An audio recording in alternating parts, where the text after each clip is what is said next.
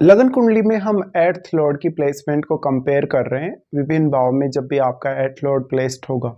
तो इस वीडियो में जो हम डिस्कशन करने जा रहे हैं, जैसे मान लो किसी का एर्थ लॉर्ड आपके थर्ड हाउस में स्थित है या किसी जातक का एर्थ लॉर्ड सिक्स्थ हाउस में स्थित है, तो दोनों में से कौन सी प्लेसमेंट ज़्यादा बेहतर हो सकती है।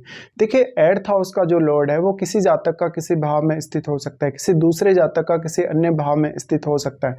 लेकिन जब भी हम थर्ड हाउस या सिक्स्थ हाउस को कंपेयर करेंगे तो यहाँ काफ़ी सारी डिफरेंट जो सिचुएशंस हैं वो हमारे सामने आएंगी और बहुत सारे डिफरेंट रिजल्ट्स भी हमारे सामने आएंगे। वास्तव में सबसे पहले अगर हम एर्थ हाउस को समझें या एर्थ लॉर्ड को समझें, तो आपके चार्ट में एर्थ हाउस है वो आपके हिडन या सडन गेन को बताएगा। वास्तव में लाइफ में आपने बिना मेहनत किए जो भी संपत्ति अर्जित की या धन अर्जित किया वो अष्टम भाव बताएगा। साथ में आपका कोई भी प्रकार से डीप सोचना, समझना या एनालिसिस करना या रिसर्च करना, ये सब भी अष्टम भाव ही बताएगा। तो आप जैसे कोई हायर स्टडी वगैरह करते हैं, साइंटिफिक वर्क करते हैं, अकल्ट से संबंधित कार्य करते हैं, सरकार के किसी गोपनीय डिपार्टमेंट में काम कर रहे होते हैं, जैसे भ्रष्टाचार निरोधक जो डिपार्टमेंट वगैरह है, या जो भी जासूसी से रिलेटेड जो डिपार्टमेंट वगैरह है जहाँ पर कोई बहुत ज़्यादा गहन जांच पड़ताल वगैरह होती है, या जो भी ऐसे केसेस हैं जहाँ पर इस तरीके की कुछ जांचें होती हैं जो काफ़ी गोपनीय रहती हैं। ऐसे केसेस में अगर देखा जाए तो एर्थ हाउस ही आपके सबसे ज़्यादा काम आता है। तो एर्थ हाउस आपके जीवन में एक बहुत ही ऐसी ट्रांसफॉर्मेशन ला सकता है जो आपके जीवन को पूर्णतया बदल सकती है। जहाँ पर आप जो एक्सपेक्ट नहीं कर रहे वो हो जाता है और जो एक्सपेक्ट कर रहे वो नहीं होता है। वास्तव में एर्थ हाउस या एर्थ लॉर्ड की भूमिका आपके चार्ट में बहुत ही ज़्यादा है। अगर हम देखें तो सिक्स्थ हाउस, एर्थ हाउस और ट्वेल्थ हाउस को हम कभी भी अच्छा नहीं मानते और इनके स्वामियों से भी हम काफ़ी ज़्यादा डरते हैं जब भी हमारे चार्ट में इनके कोई भी लॉर्ड होंगे तो। लेकिन वास्तव में ऐसा नहीं होना चाहिए। हर भाव का कुछ ना कुछ पॉजिटिव इम्पैक्ट भी हमें ज़रूर ही देखने को मिलता है।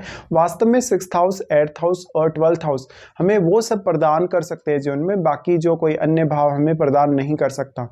तो इसी में से एर्थ हाउस भी एक है। एर्थ हाउस आपके जीवन में वो सारे चेंजेस दे सकता है और काफ़ी सडनली दे सकता है जो आप कभी भी दूसरे भाव से एक्सपेक्ट नहीं कर सकते हो।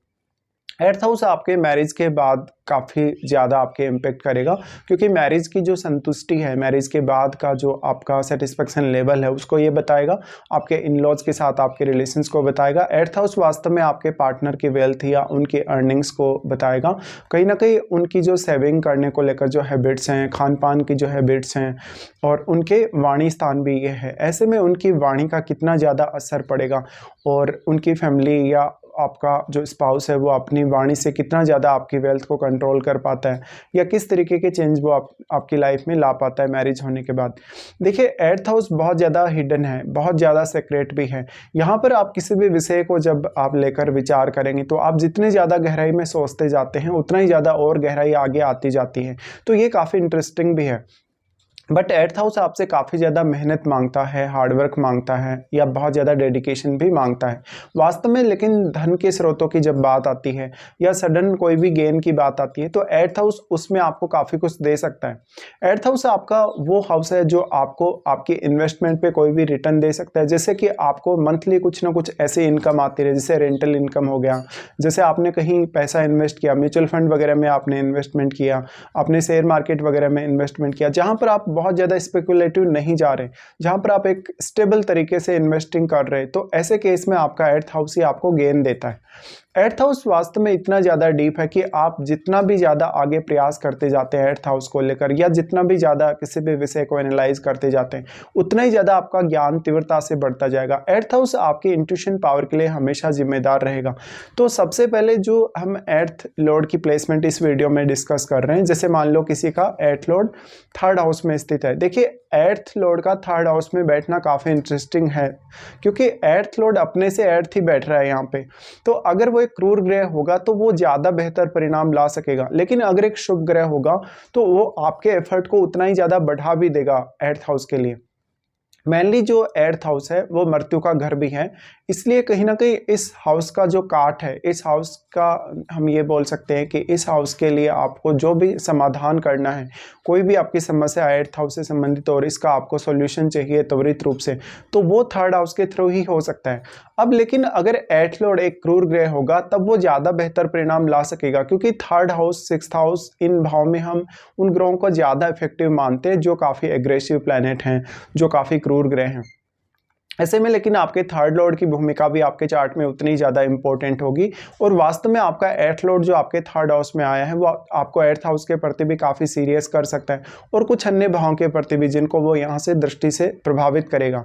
वास्तव में अब 3rd लॉर्ड की भूमिका काफ़ी इंपॉर्टेंट है। 3rd हाउस आपकी वास्तविक एबिलिटी को बताता है। 3rd हाउस की जो एबिलिटी है, कहीं ना कहीं आपके रिस्क लेने की एबिलिटी कितनी है, कोई भी बिजनेस करने की आपकी एबिलिटी कितनी है, वास्तव में आप किस हद तक सोच सकते हैं, विचार कर सकते हैं, या कितना क्विक आप डिसीजन ले सकते हैं। तो जो 3rd हाउस है वो आपके साहस को बताएगा। कोई भी साहसिक निर्णय जब भी आप लेंगे तो 3rd हाउस से ही वो आप लेंगे। ऐसे में 8th हाउस से जुड़ी हुई जितनी भी प्रकार की आपकी समस्याएं हैं उनको लेकर आपके लिए काफ़ी ज़्यादा आसानी हो सकती है यहाँ पर 8th लॉर्ड अगर 3rd में आ गया। वास्तव में लेकिन 8th लॉर्ड 3rd में तो आ गया आपके चार्ट में, लेकिन वो यहाँ क्या वक्री तो नहीं है, क्या वो अस्त तो नहीं है, वो किसी अन्य ग्रह के साथ तो बैठा नहीं है। अगर आपका 8th लॉर्ड मान लो 3rd हाउस में आने के बाद किसी क्रूर ग्रह के साथ ही बैठता है, और अगर वो एक क्रूर ग्रह है तो वो 3rd हाउस से जुड़े रिश्तों के लिए बिल्कुल अच्छा नहीं होगा। भले ही वो आपको काफ़ी ज़्यादा सहायता प्रदान करेगा, लेकिन वो आपके भाई बहनों, रिलेटिव्स के साथ या पड़ोसियों के साथ रिश्तों को लेकर उतना अच्छा साबित नहीं होने वाला। वास्तव में अगर आपका 8th लॉर्ड 3rd हाउस में है तो आपको कम्युनिकेशन एबिलिटीज़ पे सबसे ज़्यादा बल देना चाहिए। आपके लिए रिसर्च करना, अकल्ट से संबंधित कुछ रिसर्च करना या कोई भी प्रकार का गोपनीय कार्य करना आसान जरूर होगा, लेकिन वास्तव में आप 3rd हाउस का कितना ज़्यादा अब यहाँ यूज़ कर पाते हैं। वास्तव में यहाँ पर आपके देखिए जो रिश्ते हैं वो तो काफ़ी नेगेटिवली प्रभावित होते हैं ऐसे केसेज में, बट आपको 8th हाउस से जुड़े कार्यों को करने के लिए ज़रूर थोड़ी आसानी मिल जाती है। 8th लॉर्ड जब 3rd हाउस में आ गए तो वो आपके कुछ अन्य भावों को प्रभावित करेगा, जैसे वो आपके 9वें भाव को तो प्रभावित करेगा ही, लेकिन वो अगर एक जुपिटर जैसा प्लेनेट है तो वो आपके 7th हाउस को भी प्रभावित करेगा, इवन वो आपके 11th हाउस को भी प्रभावित करेगा। इसी तरीके से आपको अन्य ग्रहों पर भी विचार करना, जैसे अगर मंगल है तो वो आपके 6th हाउस को प्रभावित करेगा, 9th और 10th दोनों को ही प्रभावित करेगा। तो यहाँ पे प्लैनेट विशेष का रोल भी उतना ही ज़्यादा इंपॉर्टेंट है जितना प्लेसमेंट का इंपॉर्टेंस है। तो 8th लॉर्ड आपका किस प्रकार का प्लैनेट है, क्योंकि वो अपनी एनर्जी आपके 3rd हाउस में डिपॉजिट कर रहा है, 3rd हाउस में ला रहा है, तो उस पर्टिकुलर एनर्जी को लेके आप काफ़ी सीरियस होने वाले हैं, और आप कितना ज़्यादा फास्ट विचार कर सकते हैं, कितना ज़्यादा फास्ट सोच सकते हैं, और कितना जल्दी आप डिसीजन ले सकते हैं या रिएक्ट कर सकते हैं, ये बहुत इंपॉर्टेंट होगा अब। तो मान लो अगर आपको 8वें भाव के थ्रू कोई भी प्रकार की समस्या आ रही है, उस समस्या का हल निकालने के लिए आप काफ़ी त्वरित रूप से यहाँ समाधान खोज पाएंगे। तो वास्तव में 8th हाउस के लिए आप कितने भी ज़्यादा मेहनत जितनी आप करना चाहते हैं वो कर पाएंगे, आपके लिए ये सब ईजी होगा। तो ये जो एबिलिटी आपको जो प्रदान करता है, आपका जो 8th लॉर्ड 3rd हाउस में आ गया, वो रिसर्च की अच्छी एबिलिटी दे सकता है, आपको एनालिसिस करने की बहुत अच्छी एबिलिटी दे सकता है। लाइफ में आपको किसी भी प्रकार की कोई भी समस्या आ रही है उसके समाधान के लिए आपको अच्छा यहाँ पर सहायता प्रदान कर सकता है। 8th हाउस का लॉर्ड 3rd हाउस में आने से आपको ज़्यादा एक्टिव भी बनाएगा कहीं ना कहीं, क्योंकि 3rd हाउस आपका एफर्ट है, और आप जो एफर्ट करना पसंद करेंगे अगर अष्टम भाव के लिए, तो अष्टम भाव से संबंधित आपका किसी भी प्रकार का कार्य हो उसमें आपको आसानी जरूर होगी। लेकिन आपको कभी भी अष्टम भाव में बैठे हुए ग्रह को नहीं भूलना चाहिए। अष्टम भाव में बैठे हुए ग्रह का इंपॉर्टेंस भी उतना ही ज़्यादा है जितना आपका अष्टमेश का 3rd हाउस में आना। लेकिन आपका 3rd हाउस कितना ज़्यादा मजबूत है, वास्तव में आपका 3rd लॉर्ड चार्ट में कैसे स्थिति में है, ये आपको जरूर देखना होगा। अगर मान लो आपके 3rd लॉर्ड का संबंध आपके 8th हाउस से है या इवन आपके लगन से बन जाता है, तब भी आपके लिए 8th हाउस से संबंधित कार्य करना काफी आसान होगा, और 8th हाउस से संबंधित डिसीजन लेना या 8th हाउस से संबंधित ज्ञान प्राप्त करना आसान होगा। अब आपका जो 8th लॉर्ड आपके 3rd हाउस में आ गया, वास्तव में वो यहाँ किन किन ग्रहों से प्रभावित है, कौन कौन से ग्रहों का दृष्टि आपके 3rd हाउस पे, ये भी आपको देखना उतना ही ज्यादा जरूरी होगा। अब जो हम दूसरा प्लेसमेंट इसके साथ जो डिस्कशन करने जा रहे हैं, जैसे मान लो आपका जो 8th लॉर्ड है अगर वो 6th हाउस में स्थित है, 8th लॉर्ड अगर आपके 6th हाउस में स्थित होगा तो ये विपरीत राजयोग बनाएगा, लेकिन ये विपरीत राजयोग उस तरीके से आपको रिजल्ट्स नहीं देगा वास्तव में जैसे आप यहाँ सोच रहे हैं। देखिए 6th हाउस है वो आपके स्ट्रगल को बताता है, आपकी डेली लाइफ या डेली रूटीन को बताता है, या आपके ऑफिस के रूटीन को बताता है। 8th लॉर्ड जब भी आपके 6th हाउस में बैठा है तो जो आपके 8th हाउस से संबंधित क्रियाएं हैं वो आपके रूटीन वर्क में शामिल हो सकती हैं। जैसे कि आप कोई रिसर्च वगैरह कर रहे हैं तो आप लैब में रहेंगे, वहाँ पर जो आप अपनी डेली एक्टिविटीज़ करेंगे वो भी इस प्लेसमेंट से देखी जाएँगी। तो ये इतना आसान प्लेसमेंट नहीं है। हालाँकि थर्ड हाउस वाली जो प्लेसमेंट है, 8th लॉर्ड के थर्ड हाउस में आने से ज़रूर आपको सहायता मिल जाती है। लेकिन यहाँ आपका स्ट्रगल बहुत ही ज़्यादा बढ़ जाएगा, आपकी मेहनत बहुत ज़्यादा बढ़ जाएगी और अगर आपका 8th लॉर्ड एक क्रूर ग्रह हुआ, तभी वो आपको यहाँ ज़्यादा सपोर्ट कर पाएगा। अगर आपका 8th लॉर्ड मान लो एक शुभ ग्रह है, तो वो आपके लिए ज़्यादातर यहाँ समस्या ही लाएगा। अब 8th लॉर्ड के 6th हाउस में होने से आपको ये भी समस्या आएगी कि आपकी जो लाइफ है, आपका जो घरेलू जीवन है, शायद उस पे भी आप उतना ज़्यादा ध्यान नहीं दे पा रहे। तो यहाँ फिर या तो 6th लॉर्ड मजबूत हो तब आपके लिए ये प्लेसमेंट कुछ हद तक बेहतर होगी, या फिर आपका जो यहाँ 8th लॉर्ड जो 6th हाउस में गया है, वहाँ वो किसी अन्य क्रूर ग्रह के साथ बैठे या किसी क्रूर ग्रह से वो प्रभावित हो तब। 8th लॉर्ड वास्तव में अब आपका किस प्रकार का ग्रह है और वास्तव में वो 6th हाउस में बैठा है, तो आपके चार्ट में वो किस अन्य भाव को रिप्रेजेंट कर रहा है, ये आपको सोचना चाहिए। देखिए 8th लॉर्ड जो होगा वो अगर आपका सूर्य होगा या चंद्रमा होगा तो वो सिर्फ और सिर्फ आपका 8वें भाव का ही स्वामी है। लेकिन आपका 8th लॉर्ड अगर कोई अन्य ग्रह है, जैसे बृहस्पति है, शुक्र है, शनि है या इवन मंगल है, तो वो आपके चार्ट में किसी न किसी अन्य भाव को जरूर ही रिप्रेजेंट कर रहे हैं। तो आपको अब उस हाउस पर भी विचार करना रहेगा। वास्तव में आपका 8th हाउस को लेके कुछ फॉरेन कनेक्शन भी ये प्लेसमेंट बना सकती है, लेकिन ये उतना भी ईजी नहीं है जितना आप वास्तव में सोच रहे हैं। तो यहाँ पर आपको स्ट्रगल करने के लिए, मेहनत करने के लिए बहुत ज़्यादा रेडी रहना होगा।